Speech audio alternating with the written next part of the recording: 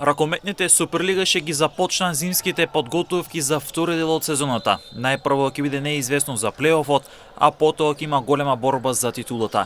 Сите екипи означија старт на зимските подготовки, некои од нив ќе се комплетираат подоцна со оглед на тоа што имат репрезентативци во своите редови кои настапуваат на европското првенство, па по завршувањето на настапите на мундијалот ќе се приклучат на клубовите.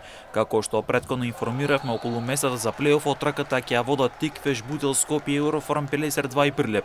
Од овие 4 екипи само 2 ќе успеат да бидат дел од плейофот, односно се приклучат на Вардар, Евроформ, Пелесер, Охрид и Калуит, а две од нив ќе излезат и ќе разигруваат во плейофот со Пролет, Куманово, Струга и Радовиш.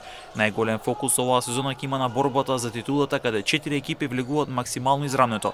За прв пат 4 екипи ќе имаат борба за шампионската титула. Евроформ Пелесер е бранител на титулата, Вардар сака да ја врати во своите витрини, а пак Охрид и Калуит ќе се обидат по прв пат да бидат шампиони на Македонија. Секој надпревар и секој бод ќе биде многу важен. Во однос пак на обстанокот најмногу е загорзен Радовиш кој вчера означи почеток на зимските подготовки.